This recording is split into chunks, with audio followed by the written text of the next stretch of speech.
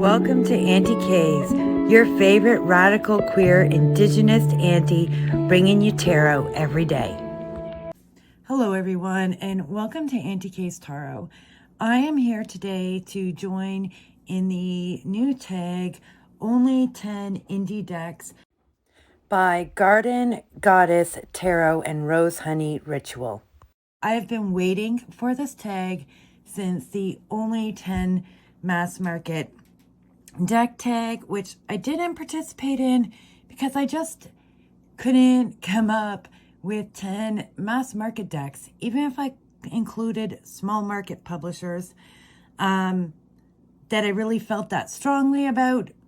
Although at the end, I will show you the 4 mass market to small market published decks that I do really love and couldn't live without. But 10 10 indie decks, only 10 indie decks. So here we go. So my first choice is going to be my Rustic Roots Lenormand, and I really enjoy this deck a lot. It is one of my 2 most used decks. My other most used deck being a mass market Lenormand. And I use this deck every day that I work. And I work on the hotlines 5 days a week. So I use this deck quite a lot. It's not the only one that stays on my work table, but this and my other favorite Lenormand have both remained on my work table since the day I got them, and I feel like that has been long enough now to say, yeah, absolutely. I got this deck at the beginning of the year, and I love the color scheme. I edged it, which is something new that I'm learning to do, and I adore this deck. All right.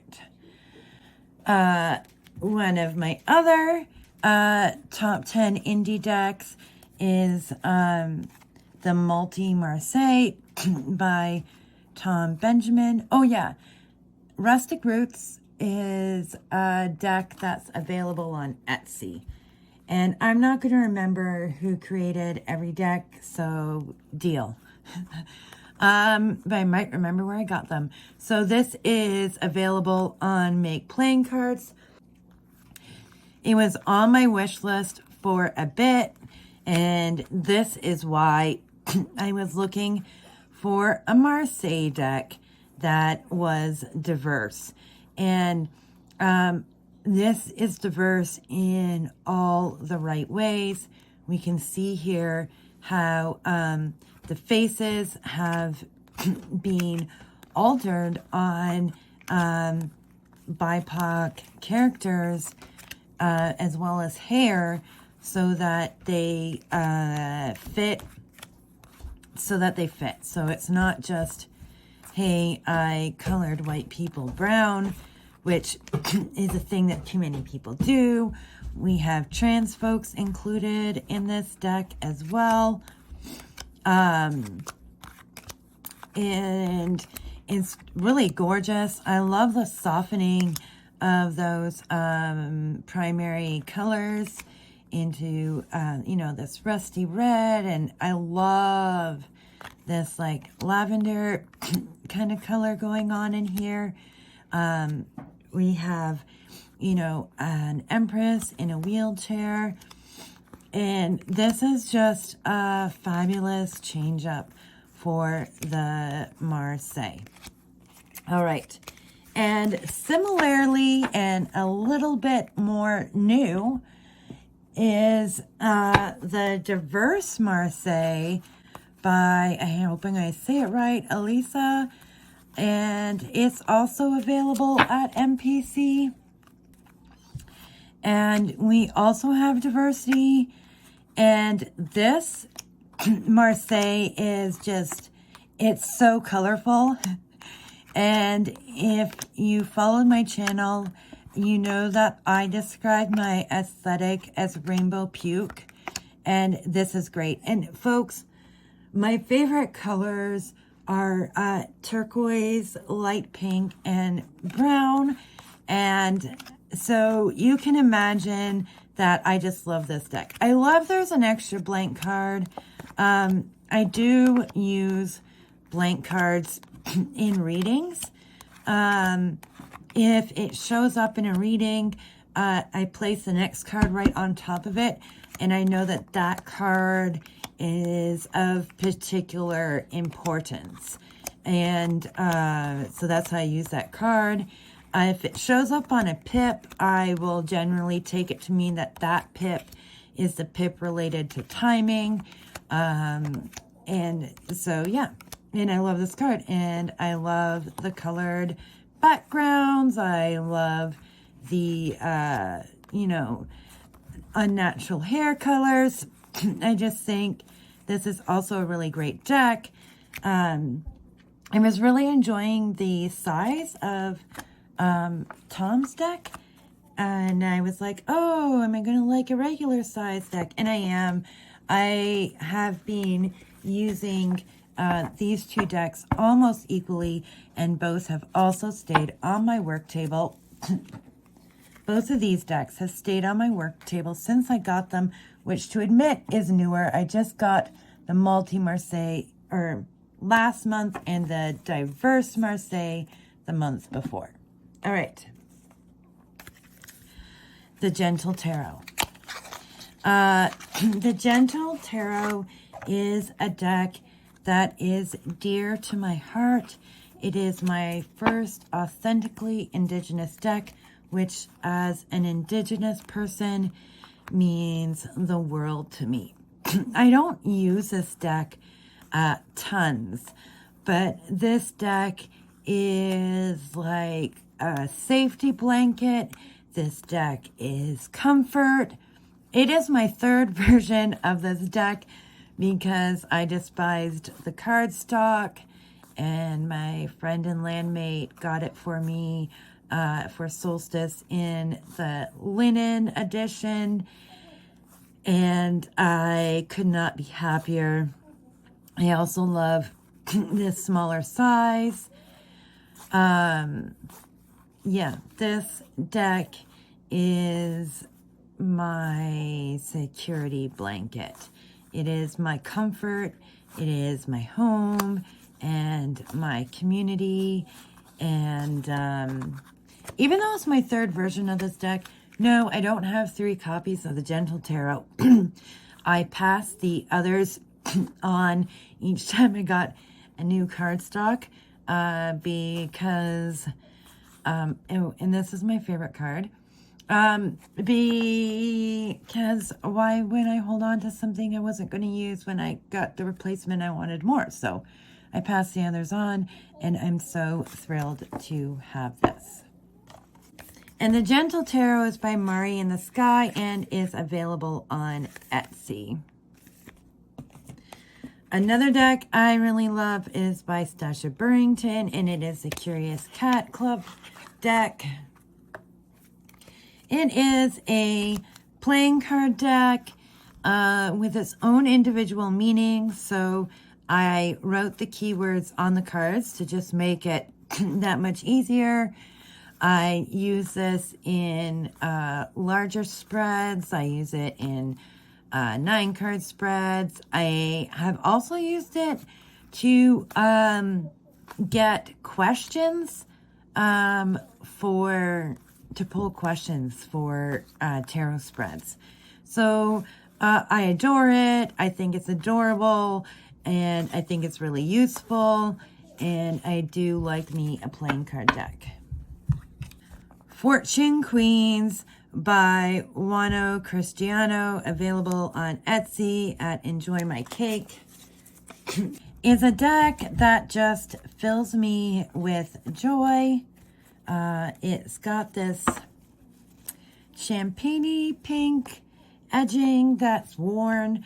This is a deck that I use to bring a bit of joy to my life.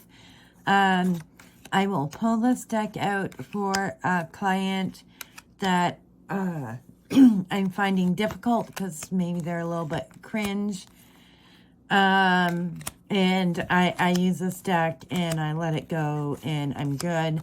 It's easy to read. It's very RWS and it is based on Drag Race and the RWS deck. So it takes folks who were on Drag Race and the fabulous outfits they wore and or made, and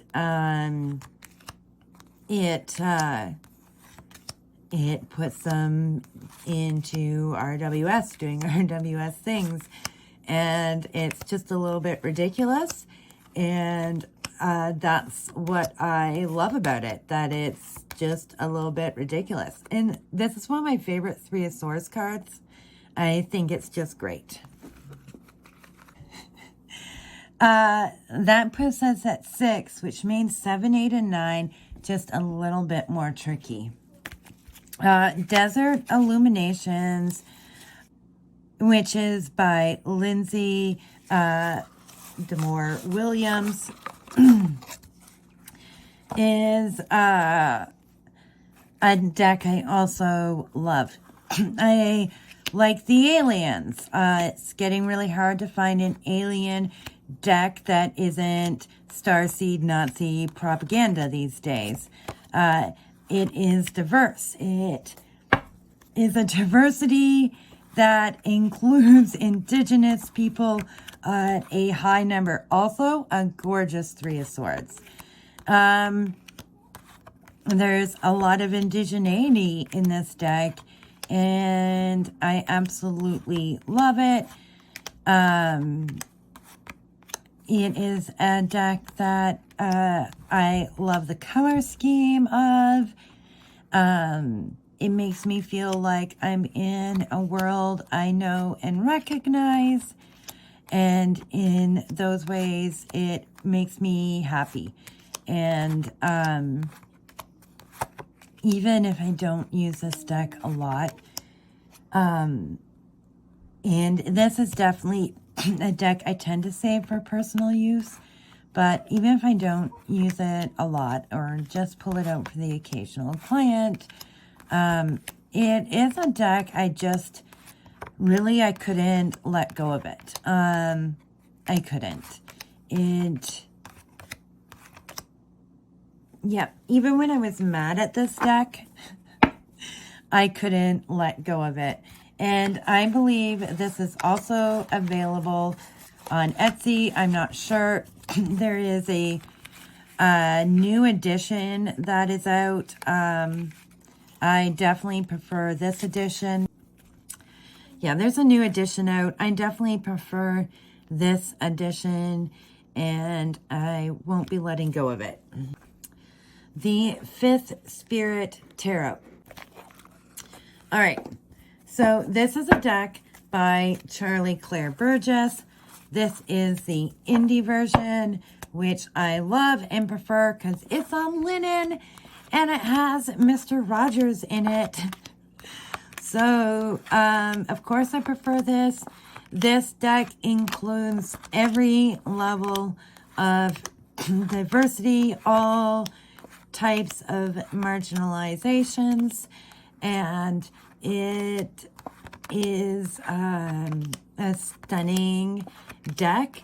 It is a pimp deck. I have really grown to be attached to pimp decks. RWS doesn't make it on my reading table super frequently, but when it does, this is one of the decks where I do use it. I have come through last year, through 2022, realizing that I prefer PIP decks over RWS decks because they give me a larger variety of they're more open. I guess it's not larger variety. They are more open and allow me to work with intuition more freely. The Untamed Mysteries Tarot. I know, I'm sorry, I can't read who it's by right now. I don't remember. But this is a deck that I love. I think it's gorgeous. It's got that plastic cardstock, which slides as lovely as linen. And this is a deck that is just stunningly gorgeous. It is an animal deck, and that has been a hard thing for me to work with is animal decks, but this deck, when it was given to me, a friend got it for themselves, didn't use it, passed it on to me, and I end up using this for personal reads. Not always, but it's a deck I pull out for personal reads. It's a deck I use the guidebook for.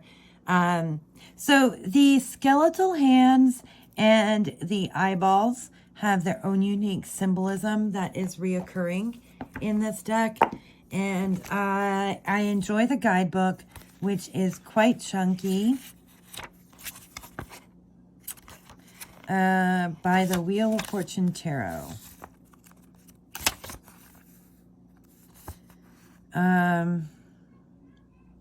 By creator Ivy Feng, who owns and operates Shenzhen MX Playing Cards Company.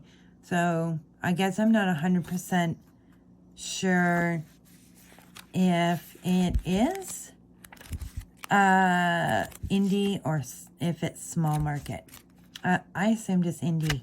I haven't seen it around much. But I like that the guidebook takes us out of the RWS Christianity. It doesn't just take us out of that, but pushes against it. And I think that's why I use it personally as somebody who was adopted by horrifically right-wing culty evangelicals. I needed this deck for some of my personal reads. All right.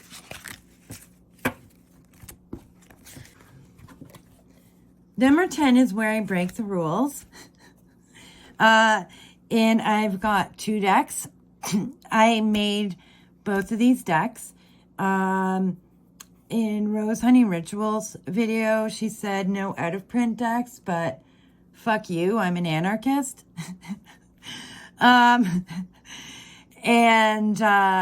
So this is the Landback Tarot and Oracles of Colonization. It's not in print. And this is Demore's Fortunes, which is available at MPC. And I totally could not live without either of my babies here. This is a non-clone indigenized RWS with a Shadow Arcana, which is the Oracles of Colonization. And this is a fortune-telling deck based on the G-Witch Oracle and redone because I just couldn't use the G-Witch Oracle. So these decks are my babies. I use this deck more for myself, and I pull it out for Indigenous clients. I use this one on my table quite a bit. And because I tend to use Lenormand playing card and fortune-telling decks with my clients the most. So this is one of the Shadow Arcana cards. So yeah, this these cards are my babies, and I could never ever part with them. And so they are coming in together at number 10 for top 10 indie decks. But before we go,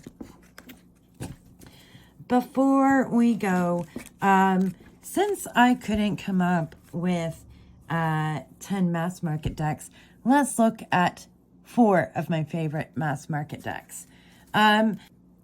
This is by Ripley's Playing Cards, and it is a Donut Lovers deck. It is a playing card deck. I've made notes on it, as you can see. I use it quite a lot. It's adorable. It's cute. I made my own notes. I find that the donut choices are oddly on point.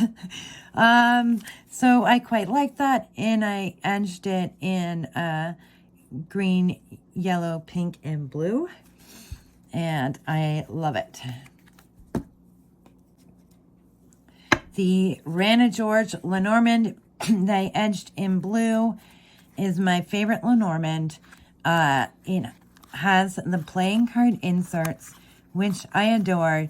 It is my most used deck. I use it slightly more than Rustic Roots, and I would say it's because of the playing card inserts, which I find more helpful on the people cards, the court cards, than anything else. Yeah, I enjoy having my playing card inserts. It has 4 extra cards. The bed card and market card I keep in the deck. And so how I use that, because I use it in a grand tableau, when like this card comes in, I put this card on top of it, and that tells me something about it. The next card goes on top of it. If it's a face card, it tells me something. It tells me a lot about it. I mean, back to what first came up, that would tell me this relationship is sexual only. All right. The Marseille Cat Tarot is also one of my 4 favorite mass market decks. It's a low Scarabeo deck. I think it's really adorable. The cats mean that I have a Marseille that isn't all white, but I also now have 2 Marseilles like that. Actually, I have a few Marseilles that aren't all white. It's easy to read. It's easy to shuffle. My only complaint is that the cats on the pips tend to be doing RWS things in a TDM deck, but I work with that. I let these cards read either way. That's how they read for me. They I can read either RWS or TDM interpretations in these cards. Because the cats are small, I can kind of ignore them.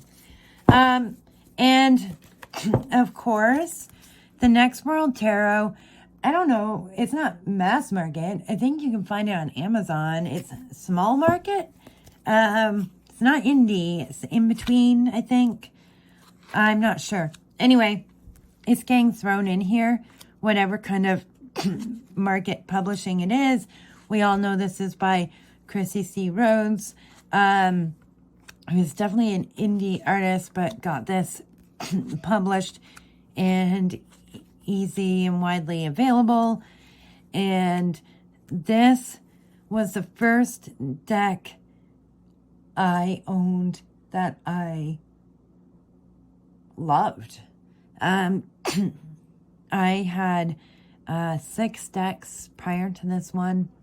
I definitely wasn't collecting prior to this one because I didn't love any of my decks. Why would I collect tarot art that I felt about? Like, why would I? So when I finally had a deck where I fell in love with the art, it's my first inclusive deck. And as an Indigenous person, this changed tarot for me. I mean, I'd been reading for a lot of years by the time I got this deck. I'd been reading for a large number of years. By the time I got this deck, timelines aren't good for me, so I'm not going to try right now.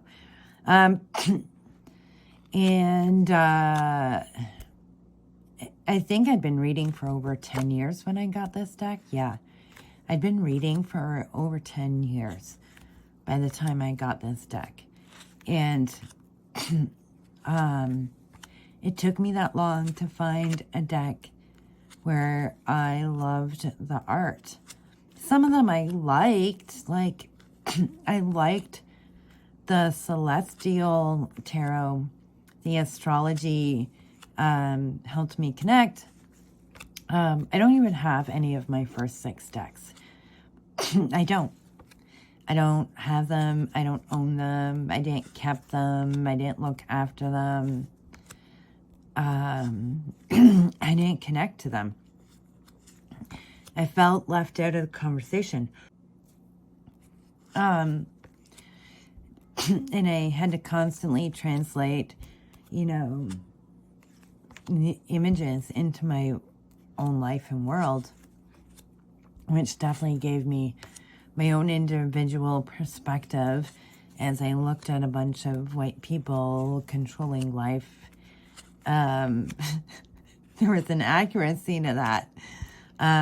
But this was the first deck where I was like, wow, it is more than a tool that I toss in a drawer and pull out when need. It's something beautiful, artistic, creative, inclusive, and connected.